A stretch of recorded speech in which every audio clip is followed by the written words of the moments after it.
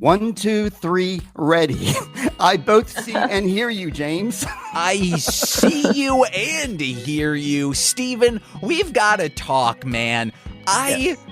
We can do every other week records until Wheel of Time starts airing because I truly don't see the value in yes, there is a individual actress in both of these shows that we will be discussing today, but I feel like it's going to split our listenership to be like, well, now they're just fledging around. They're not doing anything. They're chickens with a head half cut off right now.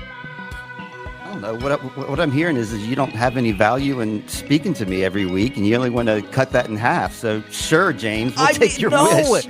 I'm thinking of as a podcast producer. If all of a sudden ICP was like, hey, we're not going to do any more music, I would have been like, hey, Sean, either we are going to have to stop doing this show once we're done with all of their material, or we can stretch it out by going every other week so like people are still getting content. Or when it's done, we just do a completely new thing, which is what we will be doing over on Shuffling the Deck. We're doing just sweaty times in North America, whatever Sean calls that segment. Right. I think we don't just pause indefinite until it starts airing. We wait for news to come about. And then we hop on, we find other Wheel of Time related things. Not, hey guys, let's just do all of Ninja Steel. Oh, I definitely hear you, James. Like I say every week, I hear you. Well, I say I see you, but now I'm switching over to saying I hear you. I understand. These are valid points. This week is a perfect week to do a podcast because there is Wheel of Time news. Okay. There was a WatCon that took place over this past weekend, so there is news released. And also, there is a guest waiting in the wings that was willing to record this week. So, of course, we couldn't wait till next week. We couldn't make them wait until then. Can I go ahead and bring in our guest for this discussion and we can have a third opinion on these things? Yeah, absolutely. Absolutely. Well, here she comes. You know her as an author. You know her as a model, a photographer, a singer-songwriter. She does it all. Here she is. She's Annie Jean Linn. Hey, Annie. Hello. Hi. Hey, hi. We see you. Good to talk to you guys. It's great to talk to you again. Last time we talked, you had a not well child. I assume your child is doing much better. Yes, he's great. Fully recovered. He had croup, which was weird because I didn't know you could get it past, being a baby, but apparently you can. Yeah. But he's good. Thank you. Yeah, right on. James, how are you doing this week, buddy? I'm doing fine. Truly, I'm exhausted because of all those podcast recordings, and I'm still going to the point where I'm like, I did this so I could take some time off. I recorded those 10 podcasts in a week so I could be like, oh, I'm done. That's it. But I'm still like, no, James, you got to keep working or you're going to be unsuccessful and not make your father proud. And then, oh boy, a gun's going to be in your mouth in the future. I know. We want to avoid those guns, man. No. I'm not saying my father will put the gun in my mouth. I will put We know the what gun. you're saying. Okay, We all know. right. No, I don't want anyone to be like, wow, James's dad is mean. No, he's a very nice man. It's me who is mean to myself. I know, and we need to stop that. We need to cut that off at the that's past. not good. Because we both like you. Me and Annie like you. Yes. Thank you. And I want to talk to you every week, but I'll make do with talking to you every other week, At least until, we don't need to create new stuff for content. We let it come to us. And I do have one other thing. I think we should start doing, this should have been an off the podcast thing. I think we should start doing Wheel of Time news up front opposed to at the end. We're going to do that. That's actually something I was going to talk about. But I wanted to first say, James is exhausted. He did 10 podcasts. Well, that was like 2 I'm weeks exhausted. ago. I was like, but I guess you're still feeling the resids from that. Me, I'm exhausted because I just came from like a 22-hour car drive and I haven't slept. Oh no. And I'm loopy. So how was your exhaustion level, Annie? I'm doing great. Sounds like compared to both of you. So I'm sorry.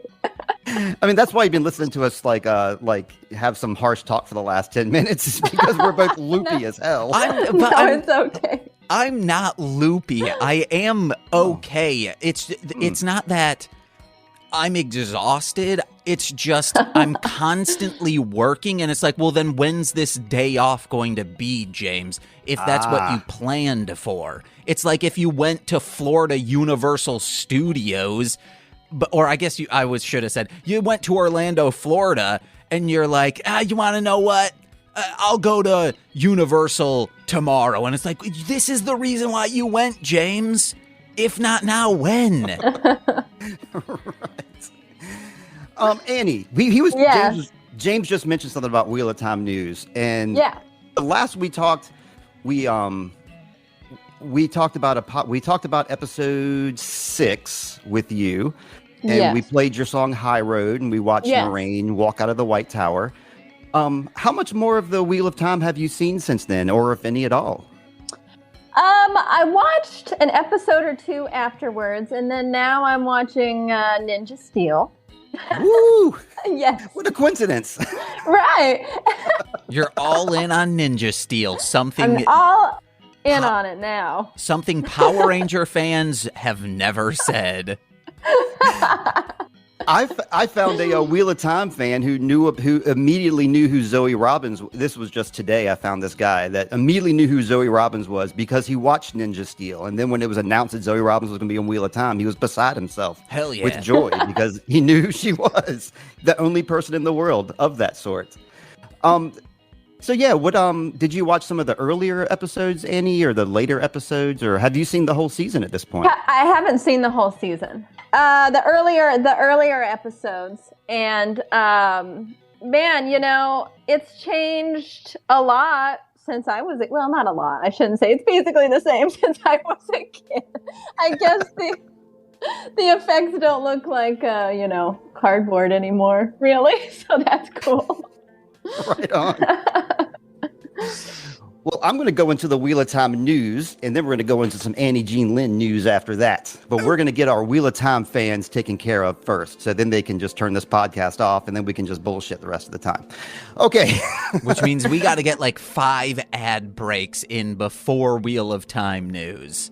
Right on. Yes, we've already had one at the beginning, so let's get another going. So, WotCon 22 has just occurred this past weekend, and that's like there's many Wheel of Time conferences. There's the Spoiler Con, there's the WotCon, there's the Jordan Con. Those are the 3 I know about. WotCon this week was supposed to be there's supposed to be an announcement made, and we were hoping that there was going to be a season 2 release date announcement, and we were all disappointed because there was no talk of season 2, no talk of release dates, none of that jazz. But they did provide us with a very important deleted scene from episode 1, season 1 of Wheel of Time. One of the most striking images that came out of Wheel of Time was Egwene, her head coming out of that pool, and she has all the different colors on her face. And then we never saw that scene in any of the episodes. Well, they released that scene and they explained, kind of why that was happening. I forwarded this to you too. Annie, did you get that and watch that by any chance? I saw the picture, but I couldn't get it to play. I didn't know it was a video. Oh, well, right on. It was a video. I'll go to James then. How about James? Did you watch that sucker? I sure did, and I loved every minute of it. Wait.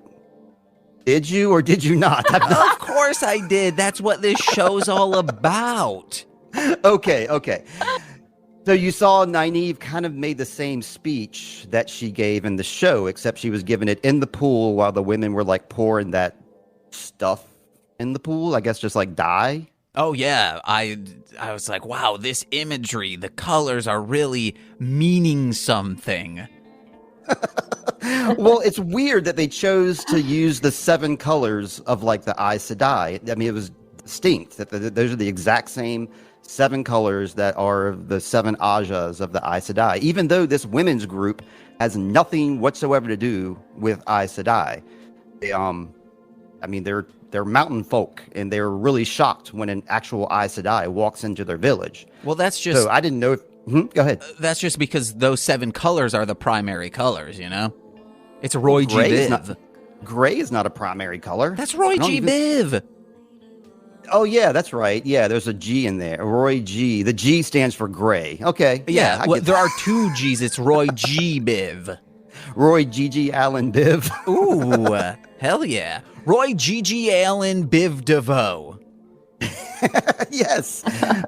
There was another deleted scene that I haven't been able to find yet, and it's a scene that Egwene is having a little chat with Lan, and I haven't seen it, so I don't know about it, but it's out there, y'all. So that's the Wheel of Time news for this week, a deleted scene. What you got to say, James? I saw your finger go up. Is it that scene where they're talking and she says, I bite my thumb towards you, and then Lan's like real pissed about it? It must be. I mean, that's the scene everybody's been talking about. That's from Bram Stoker's Romeo and Juliet, right? I have no idea. I'm just going with you, buddy. Okay. You've seen that Romeo and Juliet that I know is not Bram Stoker's because that's a... Oh, it doesn't even exist. It's like that one that was made in the 90s with Leonardo DiCaprio, right? Uh-huh. And they're like, I bite my thumb towards you, and they have guns instead of swords, but the swords are called guns. Or the Did you guns see that too, Annie? Yeah. I liked it when it came out. I thought it was a kind of a neat take on it, but I think if I watched it now, I'm not sure if I would like it as much. I might own it on VHS. Okay. Well, okay, there's not much Wheel of Time news, I got to admit. I kind of, overblew that. That's the only news we got is there's a deleted scene, and there was a WatCon and the San Diego Comic-Con, which is this weekend. If you live in San Diego, I'm pretty sure that Annie and James do not live in San Diego, and I don't either. No. So we're not going to travel to San Diego to watch the Origins Story Wheel of Time conference, which they're having. But we'll talk about it maybe in 2 weeks, because there'll be some news coming out about that, baby. I wanted to talk to, since I have someone in the studio new, we got to talk to you, Annie. Hey. Okay. Great. First I wanted to bring up Colleen. I see a lot of Yes. mention of Colleen in your Instagram stories. Can you tell us who Colleen is? Yeah, Colleen McHugh. She lives in Philadelphia. She's a really talented artistic photographer and makeup artist. And her and I met probably shortly after I moved out here, and I was like, hit her up about doing like a Bowie-based photo shoot. And a lot of her pictures sort of captured a lot of the same aesthetic that I like. And sort of that, creepy, androgynistic, she's really good at encompassing all of that. And then we just hit it off. So we work together a lot now. And we've become really good friends. And I'm really grateful that I've gotten to know her. She's an amazing person. Yeah, I love her work. You're a great subject for her. Oh, thank you. Appreciate that. Yeah, that's what first drew me, was striking images of you, exactly like you said, androgynous, David Bowie, stylistic. Thank you. So of course it caught my eye, and then your music caught my ear. And thank you. Appreciate that. There we go. Sure. Thanks. You're a photographer too, though. I've seen a bunch of your work that you do. Thank you. Is it kind of inspired from her, or have you been doing photography all along? No, I like styling sets and outfits, that sort of stuff. And finally, I was like, you know what? I should just buy a camera, because I have all these ideas and that I'd like to try myself. And so I ended up purchasing like a Rebel T7 and started messing around with it. And I really love it. Colleen's been really supportive and helpful in helping me sort of navigate. But it's been really fun. I take most of those in my attic, those creepy old toy pictures. But I don't like photographing people, so there's that. I have to work towards that, but don't know if I will. Oh, that's cool. You know, photographing objects is it's much easier. Yes. Just like being like a one-man band is much easier than being a band with other people. Mm-hmm. And exactly. That leads me to you, because you're now in a band with other people. I saw a picture that Colleen shot of you and Sadurday. Yes. you as a Sadurday unit. I should mention Sadurday, spelled Sadurday, is Annie's band. And who was the guitarist? Oh, that's okay. So that's Nick Comanici, and he's the second half of Sadurday. So Sadurday is just him and I, and we split the responsibilities on the song. So he does all the instrumentation, and I write the vocal melodies and the lyrics. I know you can. I was just going to say, Sorry. I know you can play because I've seen you play guitar, and you're killer. So you don't play guitar at all on Saturday? I do. So I'll add some, and on some of our newer stuff, I've helped with the instrumentation. And if we were to play live, of course, I'd pick up half of the guitar. And but yeah, so that's sort of how we were splitting it at first. Just to keep it. It's just easier to do it that way. But I do hop in on guitar still. Did Colleen come to Jersey with you guys to take pictures, or how did that work out? We actually did those in my attic a couple of weeks ago. Oh, so Nick came to town. He did. He came to town from Pittsburgh. I convinced him. I was like, listen, where I am is much more interesting than Pittsburgh. I don't want to... Just kidding. No shade to Pittsburgh, but, Colleen's here. It was easier, and my attic serves as a really nice creative space because it's very open. And it was easier to sit up there and have control. Right on. Creepy cute. That reminds me of James because his partner makes creepy cute stickers and stuff. She's Darlin Homebody. I think you would like her work, Annie. Nice. I'm going to have to look her up. Yeah, she sends... Oh, well, here's some of her work right here on the cover of my notebook. Oh, how cute. Not this one. This is Evil Kim Evil. But the rest of the stickers are all from Nicole. And I have many more than this, but this notebook is almost out. So I didn't want to put any more stickers on it because it's going to be a dead notebook soon. Oh, that's awesome. darlinghomebody.com. Okay, nice. I'm going to have to look her up. That's awesome. I need stickers for put all over my amps and stuff, so I'm going to do that. Hell yeah. Yes. I'm going to do the same, too. I'm going to put one of Nicole's stickers in a prominent spot on one of my guitars. I already do have one. Well, it's not with me right here. I have a Gibson, and it proudly says "Magical Boy" in a very prominent spot. And that's one of Nicole's things. She has a magical they, magical boy, magical girl. Right on. That's awesome. I'm just talking about Nicole. I'm just ignoring James 100%. I'm fine with that. If anything I do gets Nicole a sale or anything I'm a part of, that is a success in my book. There you go. That's awesome. I do have a question about Sadurday. You said you split the responsibilities. Who's handling the recording engineering and who's handling the mix engineering? Neither of us.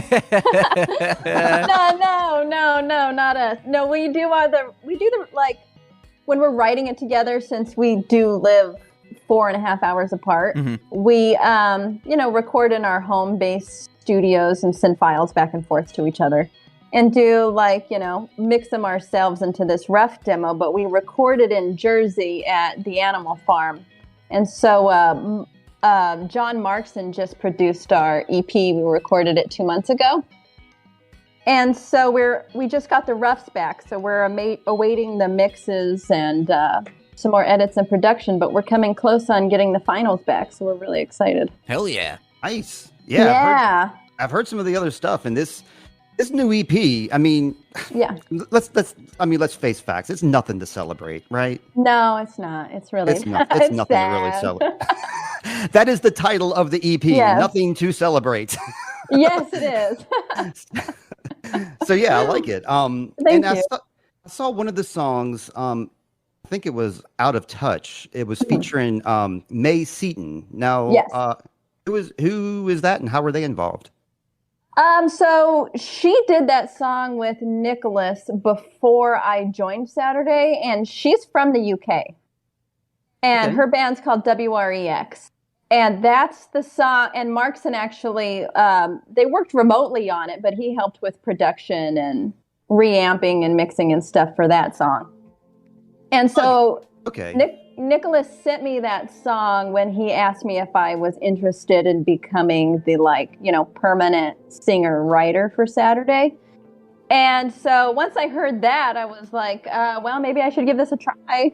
And it wasn't really my genre, but, you know, I know 90s music, so I was like, I think. I saw a post, and there was like a room full of pedals, like drawers were being open, and there was pedals. Are those Nick's pedals? No, so that's at the Animal Farm in New Jersey. So those belong to the studio there. Yeah, and man, the pedals. I mean, there was a wall of pedals. There was an entire like what is it called?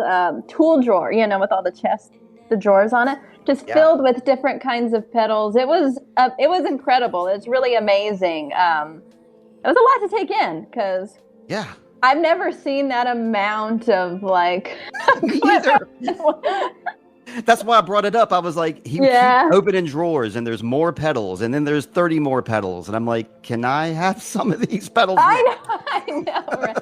No, it's an incredible space. It's an incredible studio, and the sound is just amazing. So it was awesome to be there. And I bet a lot of those pedals they did not purchase, that just they were left behind. Like, oh, who left this? We'll just keep it in this lost and found, and then no one claims it. And they're like, all right, it's ours now.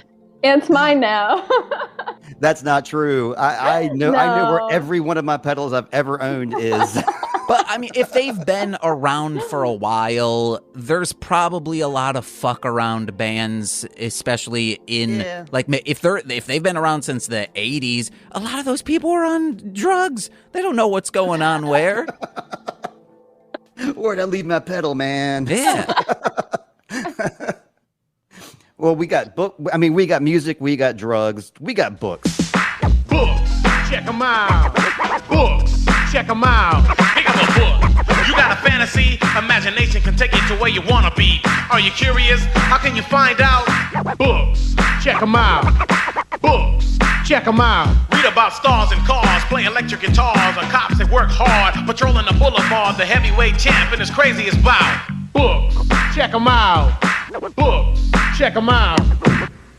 At your library. James, have you been reading any books lately? Yeah, which is apropos and appropriate for today's episode. I finally got issue 3 of Godzilla versus the Mighty Morphin Power Rangers, or as it says, Saban's Mighty Morphin Power Rangers, which still, I don't understand why they still have to put his name on there, but I finally got it after it came into Nicole's comic book store a month and a half after it was released, because these issues just, it's insane how long they've been taking to get to her comic book store and the comic book store near us, even though we are subscribed. So it should be like, hey, here's an issue that is specifically for James and Nicole, but no, we don't know what's going on. It took like like 2 weeks for the Marvel books, new ones, to come in. Like they were like, oh, we thought there was an issue, and then, oh wait, no, there's not an issue. We'll get those to you, and then they didn't. Weird. Have you already read such comic, or do you just have it in your possession? Yes, I read that. I've read the 3 that are out so far. Oh, I thought you just said although you said issue 3. So you've read issues 1, 2, and 3. So you're in the game now. Yeah, it's going to be a 5-story arc. It's crazy how this was even, like, Toho even allowed this to happen, because usually they don't want to mess with the competition. So maybe it's because it's Power Rangers and not Super Sentai, so they're not dealing directly with Toei, which is a direct competitor of theirs, even though in the grand scheme of things, Toho doesn't really do Godzilla anymore. They're like, we're just going to distribute Pokemon movies and make a shit ton of money off from that. It's an easy win, I got to tell you. Mm-hmm. Everybody loves Pokemon. Yeah. Yeah, they do. Well, my book, I haven't read this book yet because I haven't gotten it in my hands. But my book plug this week is a book called, came out a couple of years ago, called Captor. Oh. Captor. And it's a book of poetry written by someone named Annie Jean Linn. That's the same name as you. Oh my gosh. That is your book. You're an author. Yes, it is. Yes. That's amazing. Did you, Thank you. Is that a collection of poetry that you wrote throughout the years, or did you set out to write an entire book at one time with one theme? So yeah, it's a book of poetry, but it is based on one theme. And it's a story, it's worked on by all women. All women went into making the book, doing the illustrations, editing it. And it's a story of abuse within a relationship. And so like during, before, and after, and how it like affected my life, because it is a personal story. But it's meant so anybody could, sort of relate to the theme. I'm looking forward to getting it and checking it out. I've only just recently realized that you had done that, and so I'm glad you you advertised. Thank you. About a month ago. Hang on one second. Hi Heather. Good luck. Yeah, about a month ago or so, I saw that you had posted about it, and I loved what I read, and I want to read more. So it's available. Thank you. How was Yes, it? it How can people find it? It is on Amazon. If you look up Captor by Annie Jean Linn, I think it's still on there. Or you could contact me personally. I can always ship you one too. No biggie. Hey Annie, can you ship me one? Yes, Just kidding. yes, I'm gonna get it off Amazon or no, I get it, really get can. it whatever. I can ship you one. I want to get it at whatever way benefits you the most. Oh, I appreciate that. Well, thank you.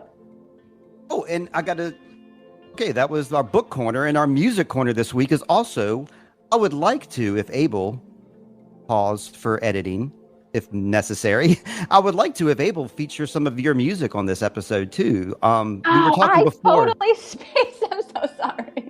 That's why I'm reminding you. If you have any instrumental synth stuff, which I think you said you do, I would love to drop it in.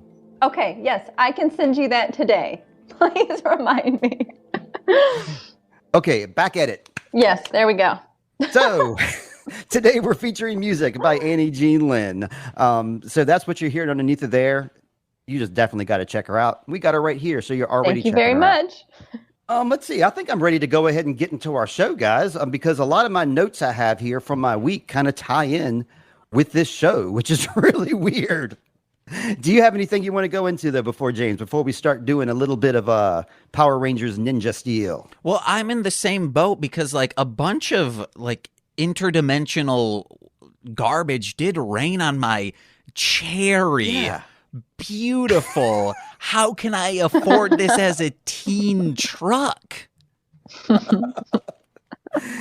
Yep, we're going to get it right into Power Rangers Nitro Ninja Steel. Annie, I assigned you these episodes to watch, but I know you also have a youngling in your house as well. Did they watch with you? I tried. My son sat through some of it, and then him and my daughter started fighting, and I was like, okay, well. Okay, so it wasn't the show that drew him away; it was fighting that drew him away. It was fighting over, people sitting too close to him, his sister. I have space issues also. I understand. Well, that's news to me. I didn't know you had two. I thought you only had one child. So that's news to all of our listeners. Yes, I've got two little ones. What if she was like, no, Steve, I have 5 children. What are you talking about? Oh, no. I do Ann Getty's posts of them every day. Why haven't you noticed? But yes, I have 2 beautiful children as well. They're more or less adults at this point. My oldest is 25. He'll be 26 soon. And then my youngest is 16. And my youngest is who we went on a road trip with. We went to Nebraska for a competition of hers. And she drove from Virginia to Nebraska. Oh, wow. She did the whole trip, and she is a great driver. And there was all kinds of weird road work and detours and aggressive drivers, and she handles it perfectly. Oh, amazing. I did most of the driving home because she slept most of the ride home. But spending a week with your child, especially a 16-year-old, and you have no arguments, you have no harsh words. It's a win. I mean, it's a total win. We bonded. It was great. It was a good time. Oh, that's odd. What competition? What was it for? Roller skating. She's a roller skater. Amazing. So she did a figure event and she did a creative event. And yeah, that was the big pinnacle of the year. Some of the kids that did some wins will be going off to the World Championship in Barcelona in October. We're not doing that. We can't drive to Barcelona, but we could try. That's awesome. She is no fan of Power Rangers Ninja Steel. She half-heartedly agreed to watch it with me, but then she backed out. I can't blame her, really.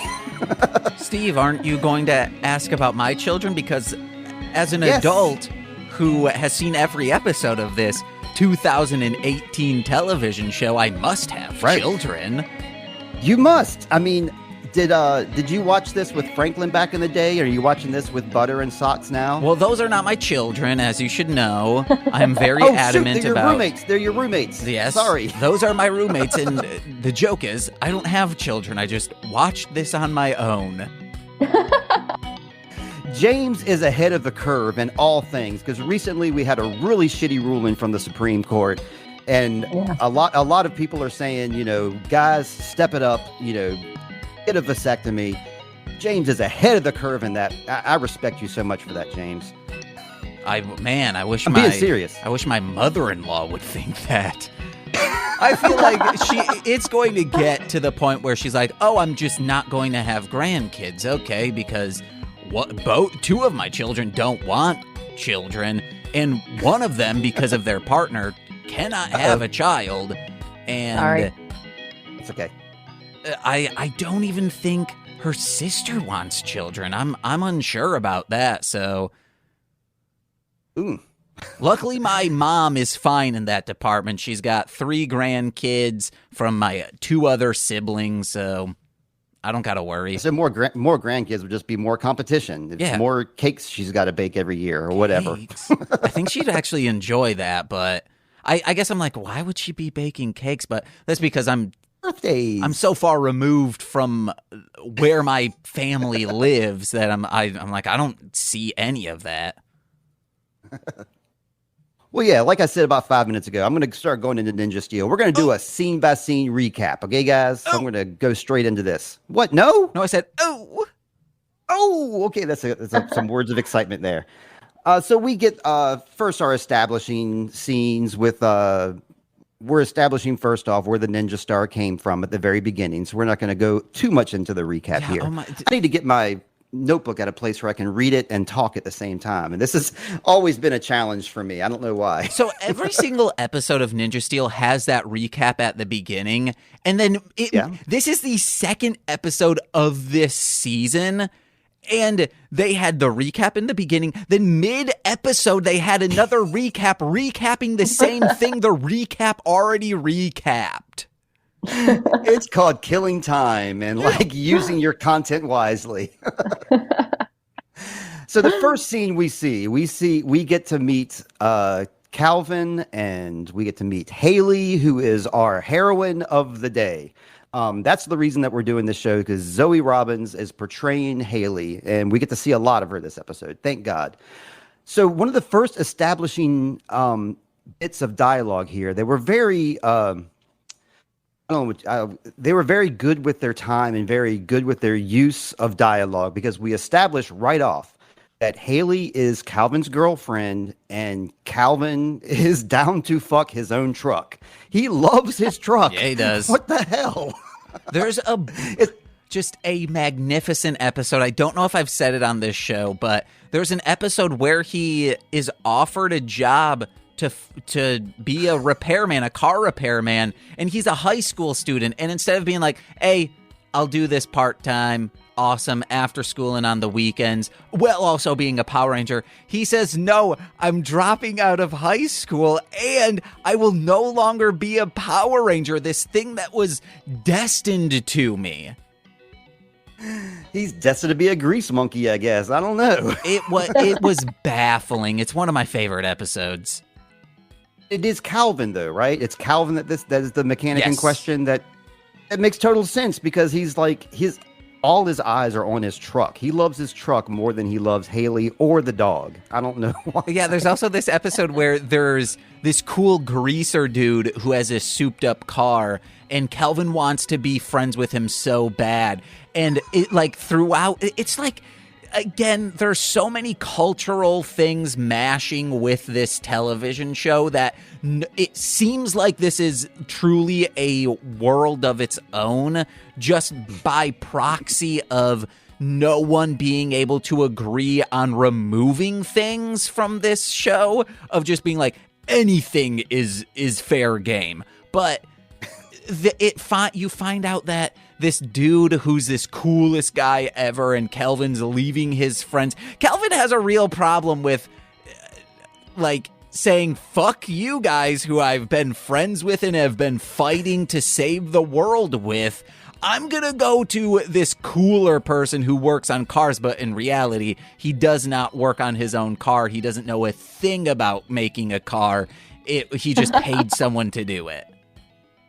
And that's the only reason Kelvin's like, oh, well, screw you. I'm going back to being a Power Ranger.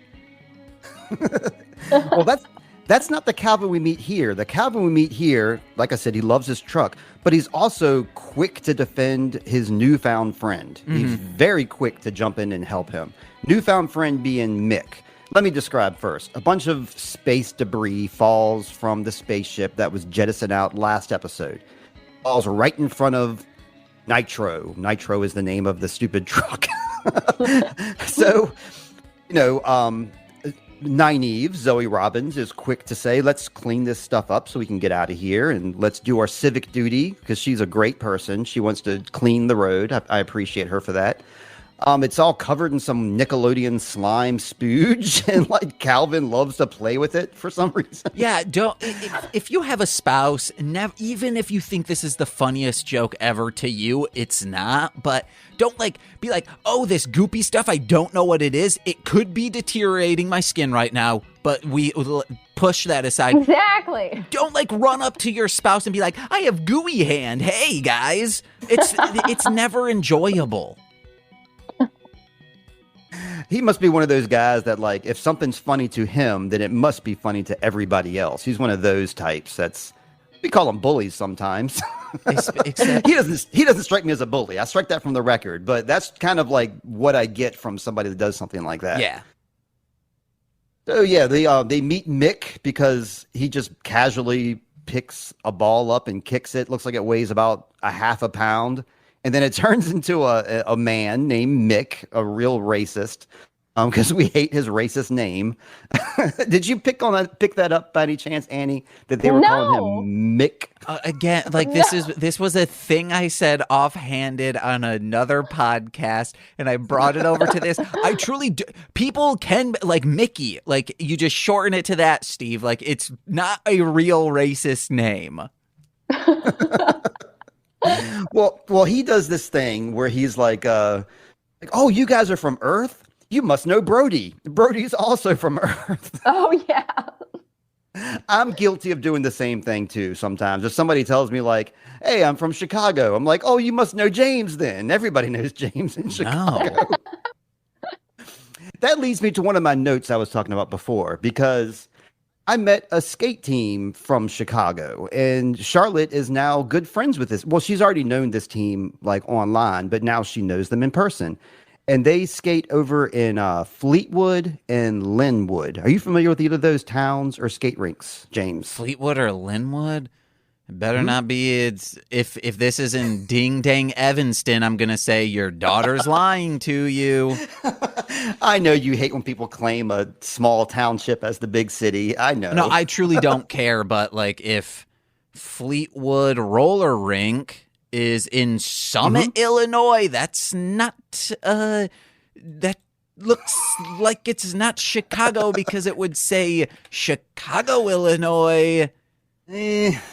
Well, anyway, Charlotte has new friends in Chicago, and me and Charlotte now know that we can make long trips places. So who knows if we're going to be showing up in Chicago one day at that roller rink. You want to know what? It is in Cook County, so at least it has that going for it. Right But on. is Well, this- they introduced these skaters. They said from Chicago, here is et cetera, et cetera. I don't think that this is real. This is like towards yeah, this is south of Brookfield. This is not Chicago, guys. I'm remembering something now. I mean, maybe like their headquarters is based in Chicago or something, because when they would announce Charlotte, they wouldn't say Charlotte from Richmond. They would say Charlotte from the specific county that she skates in. And the other team that was from Richmond, they wouldn't say, you know, so-and-so from Richmond. They'd say so-and-so from Ashland, because that was the town that they're from. But they definitely introduced this team as the Chicago team. Should have said Cook County. Yeah, should have. Maybe they didn't want to be, you know, associated with the famous Cook County that was in politics a couple of years ago. What? Do y'all remember that? It was like a No. Cook County. It was a George W. Bush election, and like there was some snafu going on in Cook County that, you know, it was a minor election snafu, much like the major election snafus that we have these days. Back then, it was quaint to have a little, you know, 1,000 count snafu in Cook County. You are referencing when you were like, oh, something that happened. It sounded like it was recently, but if this is George W. Bush, there's no one is going to make those comparisons. How did I? I mean, who am I? Chop liver? There's other people just like me that would make that same connection. Wow. Was it this Cook County?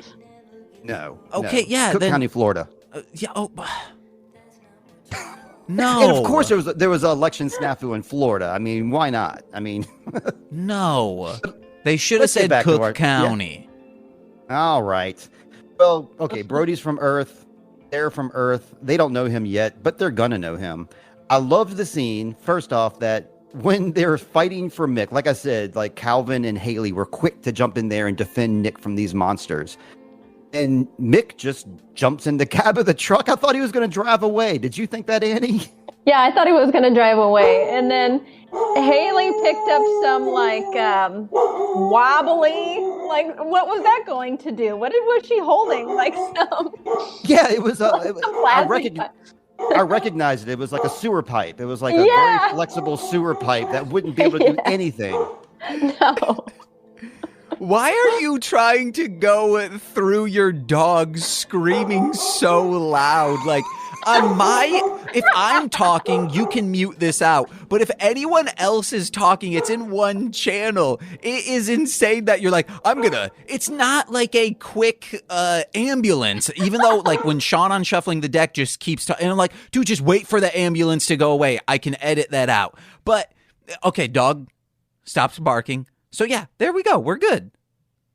And you were covering the mic. Covering the mic did zero to prevent your dog from screaming and coming in. It's moments like this that make Sweet Child of Time magic, James. The sweeties love it. They love it. In the first, 4 episodes of this existed, for some weird reason, every time I would sit down to record with Corey, Socks would do something batshit crazy. Like, he would try to get in the room by just, violently shaking the door. And I'm like, what are you doing? You don't need in here that bad. Maybe he did. You never know. Well, anyway, this fight scene, there's not much else about this scene on Earth there when they meet Mick. I'm sorry, I keep wanting to call him Nick. He's not Nick from Sadurday. He's Mick from Ninja Steel. Is there anything else about this scene before we go to the next one? Yeah, Mick says, oh, we were fighting monsters. And they're like, what kind of monsters? And he says, big and ugly ones. Those ones. The foot soldiers in this are not big, and they sure aren't ugly. They're little cuties. So, Mick, get better, writers. And he's seen the big scary monsters in his spaceship, so he's familiar. These little guys with the sun hats are nothing. You can just you can hit them with a sewer pipe and a plastic sewer pipe, and they'll go down. So we're at this point we're going to cut back up. I don't remember how this scene exactly changed, but I remember that the monster named Champ was mad at the kitty cat for some reason. Because he hates teenagers. That's the thing. He's like, they really have a big thing about teenagers in this, like how much they hate them. And I have a teenager in my house, so I was offended greatly that he kept talking trash about teenagers. What about you guys? I believe I need to correct you. He is the champ, but his name is, I believe, Galvanex. Oh, okay. The kitty cat guy addressed him as champ. I guess like as a general term, like, hey, champ, hey, big guy, that kind of thing. I would also like to actually you again, it would be kitty cat woman, not kitty cat guy. I believe that it, or maybe that is not the individual. Maybe that we haven't met the femme fatale of this group, but I'm pretty sure that's a woman that I don't know her name. Let's check. You guys, what's up? Okay. Well, they he determines that he hates teenagers. James is looking up something for us, but I need James's attention, full attention in a moment here. I'm doing both, baby. Oh, I know her. Is it Madame Odious? Yeah. Yeah, there we go. Damn, Odious? Yeah. I think it's Odious, Madame Odious or something like that. I wonder if she's married to Odorous Urungus from Gwar. I mean, their names are so similar. I'm going to guess no. Yeah, I guess not too. Odorous is also dead. I mean, I saw his funeral. I saw his body get burned, so he's no longer with us anymore. So yeah, they, at this point, Champ or whatever, I'm just going to call him Champ because he's the champ, Galvanex Champ. He goes out on stage and he does something unprecedented. He doesn't consult the writers, doesn't consult the director. He just immediately gets on stage with his microphone. He does a twist to the show. He sends down some people to get our guys and to get that ninja steel back. The first thing we see after this is they pull up into shop class at high school. Have you guys ever been to a high school that has a shop class like this one? No, absolutely not. No. They had an auto like paint center. They had like a huge like metal machinery, and they had random clothes laying around. You could pick up the clothes and pretend like you worked there. They had random bumpers lined up. I was like, what the hell is happening? I mean, it's a great school. I mean, no shade, because I think that they're setting these students up for success in the future with this great setting. But anyway, so they go into the shop class. Nick's got his, I don't know why he needed a disguise, because the clothes he's wearing look like a shop teacher's clothes already. Right. Then they threw a green smock on top of him, so that makes it official. And then the super hot principal, can I say that? She was super hot. She comes in and she mistakes Mick for the shop teacher. So she pretty much just, without checking credentials, without checking ID, just, you're the shop teacher, go to it. And the first thing he does is meets his favorite student, Victor Vincent. Dude. Yeah. Victor somehow looked like, I believe it's is it Patrick or Jason Bateman in American Psycho? Patrick. Okay. Patrick Bateman. Right? Yeah, Patrick. He looks like a hotter version of Christian Bale in that movie. It's like, if he started murdering, I'd be like, yes, guys, this is the show we need. And then Monty's over there helping him hide bodies. Yeah. Both of these guys are great, Victor and Monty. I mean, Monty's good with his facial expressions, and I could see like in a couple scenes that he was trying to get something going. Victor is very self-absorbed and a megalomaniac, but he's wonderful. I've already figured out that he's my favorite guy on the show, Victor. So they do a little mishap, a comedic mishap at that, where it's also very convenient for the plot that they have this mishap. Thank you so much. Mishap being that they explode like the spray paint machine or something, and so they have to close down that section of the shop. Oh well. I've been in one of those, like just like a big old paint room like that, where it's just like an assembly line thing, because my dad's shop had one. Oh, cool. Cool. What kind of stuff did y'all paint there? Automotive racking and dumpster / compactor stuff. Oh yeah, so they made it look That's awesome. where were they as good at Victor? Because Victor did have a really good paint job on that car. I got to admit, he did a great job.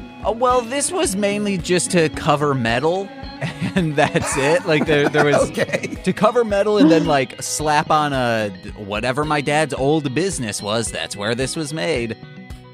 Okay. Oh, I wanted to bring up too. Victor also wants to fuck that car. Oh yeah. That Yes. like baby powder blue, whatever it's called, that's one of my favorite colors to be on a car. It just looks very nice. It's like this color of my microphone right here, right? Well, I have blue blockers on, so it just looks like a black covering that you have on. If you took them off, you would see a lovely blue shade that you love so much. Actually, if I took them off, I still would not see it because my screen also has an orange-blue blocking tint on it. Okay. Anything else about this scene, Annie, before we hit on the next one? No, I think we covered it. Okay. Next scene is, it looks to me like it's Brody at the barn here. Yeah, that's right. They come to the barn, they come to the house, it's vacant. Brody flips out here. I wrote down that he transforms into Steve Barnes, where he drops down, puts his head in his hands, and just is immobilized for a few moments with depression. And Sarah comes and makes it better with kindness. Thank you, Sarah. We learned again the story of the prism and the stars. Like you said, James, we get another convenient flashback here, so we don't need to go into that. But they realize they need to dig up some box that their hot dad buried. Like, Yes, this is like, you know, that meme going around, like, he's a 10, but he buries boxes in his loose dirt garage. Like, this is such a huge fucking red flag for, it reminded me of, we brought him up earlier, Gigi Allen's dad dug in their basement like 4 holes, and he was like, this is for my family because like when the end times are coming. Oh my God. These are red flags, guys. If anyone says like, yeah, my dad dug and stashed away boxes around our property, it's like, yeah, something's up there. something's definitely up, because what he buried was a photograph of him and his sons. That's what he buried in the box, it turns out. There's no ninja stars, no ninja steel, or whatever it is we're looking for. It's a clue. They immediately figure out, this should have been like episode 10 that they figure all this crap out, but they really quickly figure out that, hey, that's a picture of the trophy. Hey, that trophy belonged to Dane Cook or whatever. Hey, I know where that trophy is. It's at school. And suddenly their little buzz cam starts working, and they get to talk to Mick. Mick's like, I'm at the high school. They don't specify what high school, but Yeah, it is the high school. Well, if it's a small town, there might just be one high school. if it's a small town, they got a gigantic shop class for a small town. So anyway, they're in the right place, the right time. They're at the school, so they can go to the trophy and get the stuff. And it's found. It's just conveniently, you just take the trophy, you just kind of tip it a little bit, and there's some foreign matter There's like in there. a hinge on it for some reason. Yeah. Just to make you know that it's really magical. I was so hoping this ninja steel, it's like, hey, yeah, let's touch it. Yeah, this is super cool. But it ends up just being like uranium, and they have poisoned themselves. Yeah, it's lucky that none of the slime and this ninja steel and this outer space stuff is all completely safe for humanoids. So then at this point, they're up at that game show. I keep forgetting, Galaxy Warriors. Is that what it's called? Yeah. Okay. They send Ripper Rat to come fuck them up. And so he comes to attack the very resourceful Hayley and Calvin. They can fight with whatever is around. Mm-hmm. At this point, they grab a tennis racket, plastic one, and that goes to show again, Hayley was using the plastic pipe. Now she's using a shitty tennis racket, but she can inflict damage with whatever weapon she has in her hands. True Aes Sedai warrior. Okay, anyone can. If I were to hit you as hard as I can with a tennis racket or a pipe, you might be out for the count. I'm trying to put Zoe Robins on as big of a pedestal as I can because I love her so much. So yes, she can fight with whatever you give her. I like how this Ripper Rat, I think that's his name. He blasts like Mick head on, like 3 blasts right in a row, but it just kind of like knocks him over, and he can still talk, he can still move. Mm-hmm. No biggie. I mean, I know. I thought he was going to be cut in half, and he just fell over. I was like, "Whoa, no blood." Ripper? No, nothing. I mean, not even a bruise. I love the design of Ripper Rat because it's a rat android cyborg with like chainsaws and shit. Yeah, it's pretty cool. This design is so nice, you know they're going to use it twice by just painting it a different color scheme in a later episode. Can't wait for that. So yeah, they're fighting these guys, and then conveniently enough, that Nexus star saves the day at just the right time. They grasp into that star as Mick is. I'm glad Mick is here. For whatever reason, he's like our plot advancer. He lets everybody know what's going on with every scene and kind of fully explains it to us. And he tells them to grasp those stars. Now they're Power Rangers. Well, they're not Power Rangers yet. They just have the stars in their hands. I have a question. Yeah. If a rando stranger oddball said, "Hey, you see this thing that just descended from the heavens? Put your hand in it." Would you? No. No, never. Also, they are asked, or they ask, like, what's a Power Ranger? Power Rangers is in continuity with a lot of the seasons. There are some like different like timelines or a different universe in some continuities, but they should know what a Power Ranger is. Yeah, I didn't realize that because they all seem like the words, like in the first episode when they said the words Power Ranger, as if like they just had no clue what either of those words were. No, it's crazy how even like in Super Sentai is 100% weaved together because usually to introduce a new team, so like each year there will be a different series with a completely different new team, new motif, whatever, all of that. So like Car Ranger, when Car Ranger, it was all cars, it was a comedic one, all of that. When Car Ranger was over, they had a movie called Car Ranger versus Mega Ranger to introduce the Mega Ranger students, or it might have been the opposite. I don't really remember which, but it's used as a way to introduce new teams. So literally, if this team is met the ones before them, then met the ones after them, that would mean that third team is in the same continuity as that first team. So they're all weaved together. And yes, they are, because later on in this, there is a huge called Dimensions in Danger crossover where they meet all these other Power Rangers, which would mean that, yes, they should know who a Power Ranger is. They don't. I mean, these kids live, I guess maybe it is a small town because they're completely unaware. Small town with a big school budget somehow. Like all their tax dollars go to the school. Yeah. Oh, I should bring up now too, like the beautiful scenery. Like in that first scene when Calvin and Hayley are fighting those guys with the sun hats. I mean, that New Zealand background was just beautiful. Yeah, and at first I was looking at it thinking they were on a green screen, but then I was like, oh, wait, they're actually there in New Zealand. No wonder they shot there because it's cheap and it's beautiful. I mean, what else could you ask for? That's also where they shot Lord of the Rings too, right? Yes. Which is why everyone else is shooting there because Lord of the Rings set a precedent, I believe, where they kind of screwed over New Zealand to like put in laws and whatnot, an ordinance where you get insane tax breaks if you film there. So that's why more and more people after Lord of the Rings started filming there. I want to film there. So we're gonna make a Sweet Child of Time video and we're gonna film it in New Zealand. James, you up for that? Are you paying for me to go to New Zealand? Hey, this whole show is on me. I'm the producer, so heck yes. I'm gonna pay for my star talent. Absolutely. That was a lie. Anyway, let's go on. These kids are really good at making up battle moves on the fly, and they're all on the same page, like right from the get-go. Basically, I'm gonna just we got to wrap up here.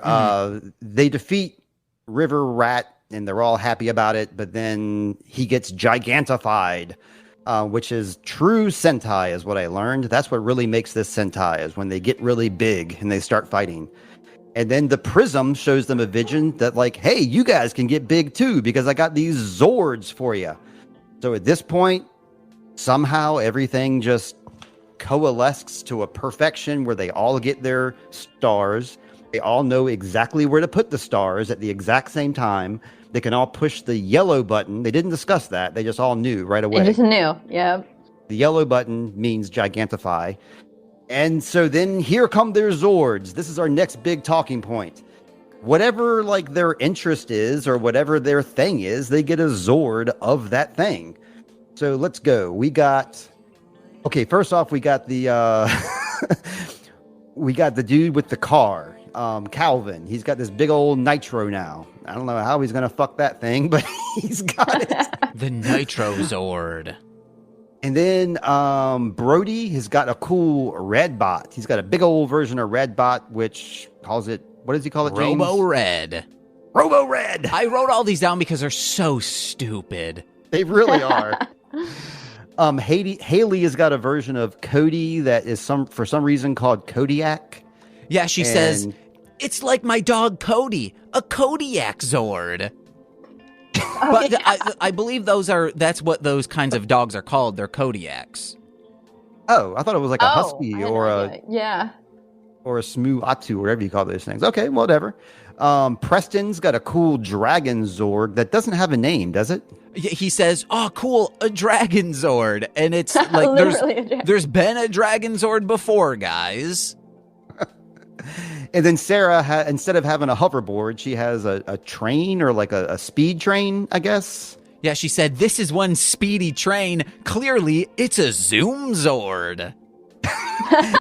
Did she say clearly as well? I believe she says something along those lines to be like, well, obviously, it's got to be a Zoom Zord. They all have perfect dialogue phrasing because, like, even during the fight, they're like, hey, that was a great job. Oh, thank you very much. They're very polite and well-spoken, even during fighting. They're little sweeties, and it feels like it seems like the sound guys were pranking them because it's as if like, hey, guys, the fader on our side, it's not working, so don't be too loud, but don't be too quiet. So just talk in this sweet boy tone and we're going to be fine because literally it's insane how the directors told them everyone sound like you have the same exact cadence no matter what peril is going on. I liked how Brody jumped up on the shoulder of his Redbot Zorg, and like, you know, kind of like in the cartoons where you got like a little devil, like a little good guy on your shoulder. That's exactly what that reminded me of. And I was wondering if he was going to be whispering in his ear, like, "Oh, do something bad." Didn't happen though.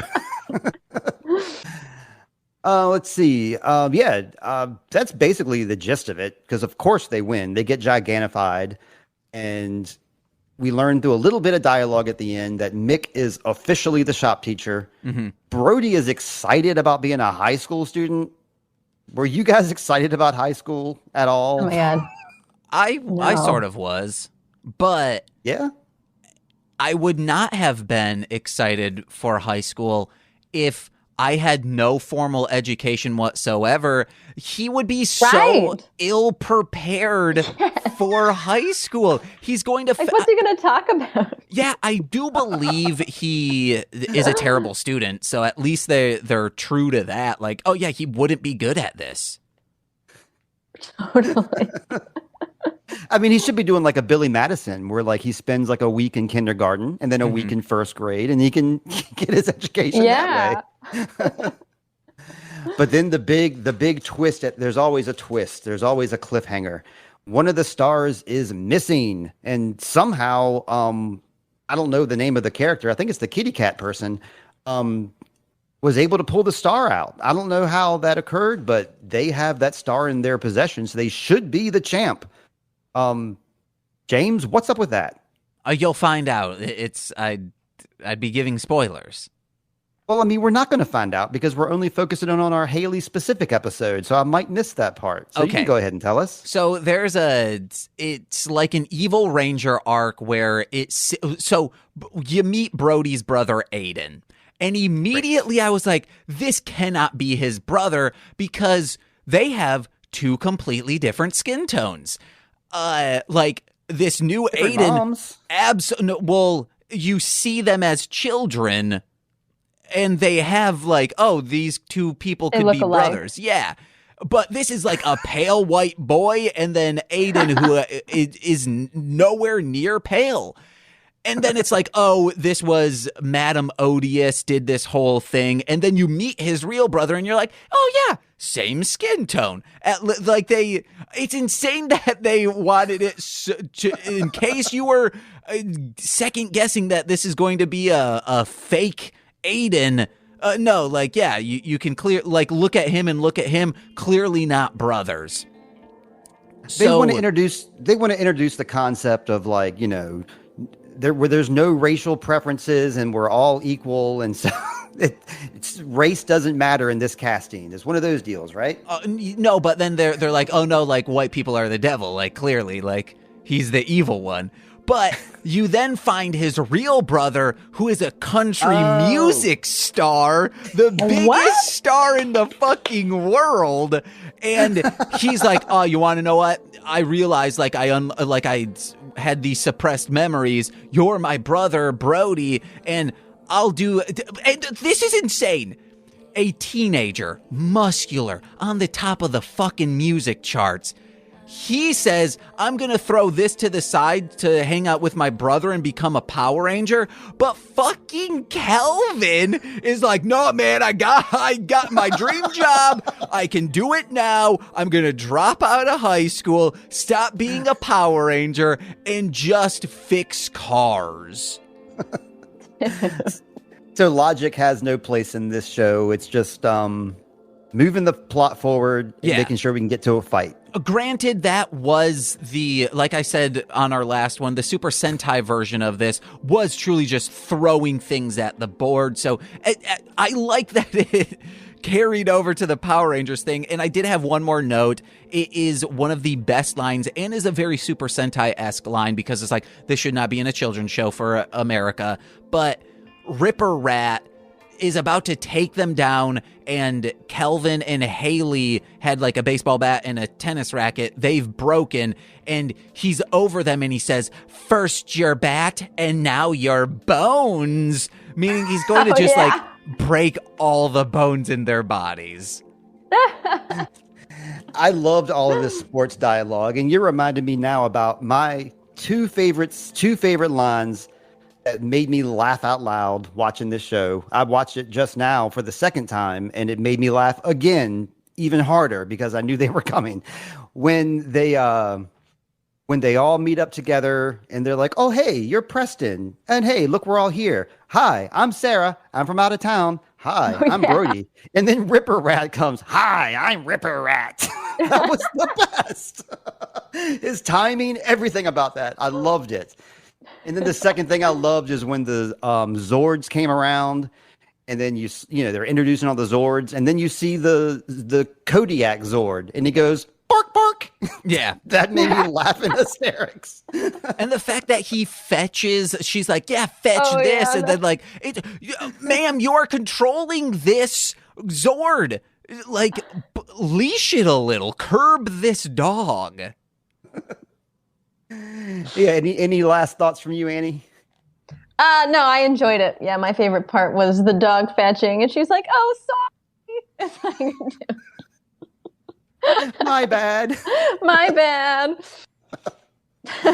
Right on, but yeah, I enjoyed watching this. This is like this is kind of like a snake eating its own tail, Annie. Because first off, like the very first thing I did podcasting was with James. James invited me on his show to watch some Sentai. Watch a show called Five Man, which is also a Power Rangers show from long ago. So that was my first experience with podcasting and with Sentai. And now I'm instigating doing Sentai on my own podcast. That's awesome. Also with James. I don't know if it's awesome. I really don't. But I am hella enjoying myself. I do but love. Yeah, I love Ninja Steel. It's like, don't get me wrong. Of like me saying like we don't need to do this. I love discussing Ninja Steel, but for a Wheel of Time podcast, I think we could be like, hey, we don't need to do this. You're right. Well, we don't need to do Time Bandits with Titanosaur either. But we're sure as heck going to do that next week because it's on his calendar, James. Are you ready for that, buddy? I will be in a couple days when I watch Time Bandits. Oh, I thought we had pre-discussed this as well. I think we did, but it was a long time ago, and I hadn't reminded you about that yet. No, I mean, I know I need to watch it. I just haven't watched it because why would I watch it 2 weeks ago? And I'd be like, I don't remember any of this movie. Oh, it must be true that I love to talk because what you just said reminded me of something else. I don't watch a whole lot of TV. And Charlotte, of course, has noticed that when I watch shows like Power Rangers and Wheel of Time, I have a notebook and I'm taking notes and I'm doing it for work. And she was trying to convince me to watch Stranger Things. And I was just kind of like, I don't know, whatever. And she was like, well, you watch all these other shows for work. So just pretend like you're watching Stranger Things for work. There you go. I was like, okay. So I'm on episode 5 of the newest season now. So I've been watching that. Yes. Oh, it's amazing. Pretending like I'm doing it for work. There you go. The new season's awesome. Yeah. So far so good. Absolutely incredible. Yes. I'm maybe 3 episodes in, and I think it's the best season so far. Oh, absolutely. Yeah. I agree. Yeah. I finished it and now I'm mad. I'm like, I gotta wait how long to watch Stranger Things again? 3 years or however long they take. It won't take that long. I think they're hot on the trail of a new one. They know they got a hit on their hands here. Right. I was going to say that like the first time I read through The Wheel of Time, which was like my favorite book series I've read, I got to the last book. I read the last paragraph. I was like, that was amazing. I'm just going to go read it all over again. And I've done that 3 times. So you're welcome to do the same. You can enjoy Stranger Things all over again. Yeah, it was actually funny. Last time we were in New Mexico, they were, where I'm from, they were filming it. And so they were all like kind of staying near where my husband was working from at the time. So he got to meet, I can't remember his name, but that guy that plays the investigative reporter. Brett Gelman? Yes. Oh my God. Yes. Me and James love Brett Gelman. Yes. So we were at this like fancy hotel and we were going to go to dinner and he passed us holding this dog. And I was like, oh my God, look. And I like made this big ruckus, just not thinking. And then I ran into the bathroom. And so my husband's standing there like all awkward and he turns around and Brett Gelman's just staring at him waiting because he had heard me screaming about it. And he got to meet him and talk to him while I was in the bathroom. Hell yeah. And I came out and he got onto the elevator and I was so bummed. I was like, damn it, I missed the whole thing because I had to pee. But isn't that how it always goes? Yes, it is, as a matter of fact. That's amazing. I love that. Yeah, so he got to meet him and they had their like cast dinner or whatever at my friend's old work. And she was off that night. So she was angry too. Because she was like, I'd give anything to see Winona Ryder in person once in my life. Yeah, no joke. And anyway. I rubbing shoulders with Brett Gelman. He used to do a podcast a long time ago, Gelmania. And at the time, the Earwolf, which was like the company that was producing it or whatever, they were asking people for like, donations and you could sponsor a show. So I sponsored Gelmania. And I sent like a rambling email, like basically in the voice of like Brett Gelman, like explaining my reasons for choosing his podcast. And basically I was like negging him the whole time. And he sent me back a very long negging email telling me how much he hated the fact that I sent him $100 and he hates the fact that I'm a listener of his show. And it was wonderful. I loved that. Do you have any You have any Brett Gelman stories, James, before we get off here? No, I think I did donate like $20 to Earwolf specifically for Gelmania. See, dude, we were destined to meet. It had to be. Well, Annie, do you have any last minute? We talked about all your stuff at the beginning of the show, but we always do plugs at the end of the show too. Do you have anything you want to plug or endorse right now? Well, first off, thanks for having me again. And our EP should be out and available, in like a month or two. So follow Sadurday for updates, or I'll have them on my own, page as well. So thank you very much. Awesome. Thank you. How about you, James? Hey guys, look at the episode description for all my plugs. Wait. Wow. Look at all those plugs. I'm going to plug James's latest single, which I love. The latest one that I've heard anyway, which is Indica Inch. I'm still plugging that because I like it a lot. He does that with Dragon Boy Suede. And I also listened recently to one of James's older records. He does a show called with Nicole Jakus. It's called Engage with Nicolas Cage. They watch Nick Cage movies. And I recently listened to the Raising Arizona episode because that's one of my all-time favorite movies. Love that movie. So did James. I'm glad we all loved it. So yeah, that's my plug. I'm plugging for James, and then I'll plug for me, Introvoid. Check me on Instagram. Check out Rebecca Crow. We're working on a new song right now, I'll probably release that within the next couple of weeks. Nice. I still got lots of secrets in the works that I haven't talked about yet, and we'll talk about them one day. Annie's got secrets too. We can't talk about them yet. But for right now, it's just Sadurday and Rebecca Crow and Engage with Nicolas Cage. So guys, it was very great talking to y'all. Thank you also, Annie, for being here and agreeing to do this. Thank you guys. Yeah, of course. For the third time. I appreciate that. And James, I always want to thank you for being here because it's great of you that you do this with me, and I very much appreciate it. He's saluting me. That's great. I salute you back, soldier. Yes. Annie, real quick, anyone, maybe I already asked you this. You know anyone who, just yes or no, do you know anyone who was on Double Dare? No. Damn it. Because it was filmed in Philadelphia in its early days, so whenever someone is like, yeah, I'm from Philly, I'm like, do you know anyone who was on Double Dare? Fortunately, no. We were hoping you would say, yes, I was on it. You can watch episode 203 featuring me. That would be awesome. That'd be amazing. But anyway, we're going to get out of here, y'all. So thank you for listening. If you're still listening. Bye. And hope y'all find water and shade. Bye. Bye. Bye. Bye, guys. Thank you.